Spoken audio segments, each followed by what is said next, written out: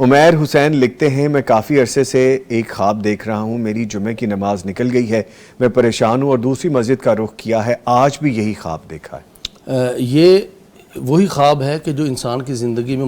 مثبت تبدیلی لانے کا ذریعہ ہے۔ اچھا، جمعے کی نماز کا رہ جانا، اگر مسلسل نماز رہے، تین جمعے انسان چھوڑ دے جی، تو آپ صلی اللہ علیہ وسلم نے فرمایا کہ دل پر سیاہ نقطہ، سیاہ نشان لگ جاتا ہے، اللہ تعالیٰ جو ہے نا وہاں پر مہر لگا دیتا ہے، یعنی گویا کہ وہ انسان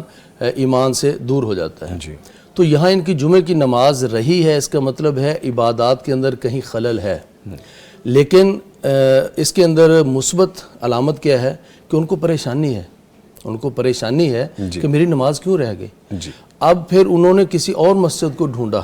کہ میں وہاں پر جمعے کی نماز پڑھنے کے لیے جاتا ہوں، تو اس کا مطلب ہے کہ ان کی زندگی میں کوئی کمی ہوگی عبادات کے حوالے سے،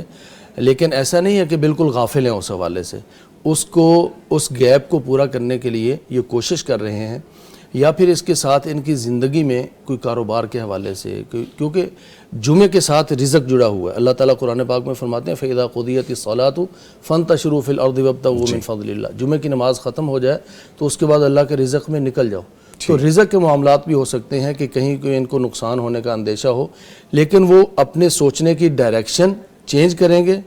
اب دیکھیں نا، یہاں پر جمعہ رہ گیا تو دوسری مسجد کو ڈھونڈنا، تو انسان کاروبار میں ہوتا ہے نا کہ بسا اوقات یہاں تھوڑا سی ناکامی ہوئی ہے،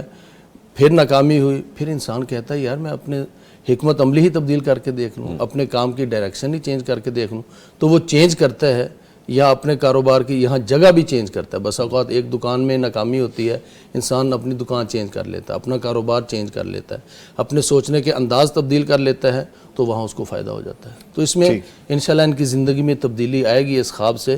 اگر وہ تھوڑا سا جو فکر موجود ہے خواب کے اندر، اسی فکر اور سوچ کو برقرار رکھیں اور اس کے مطابق آگے بڑھتے جائیں، انشاءاللہ اللہ کامیابی دے گا۔ ٹھیک۔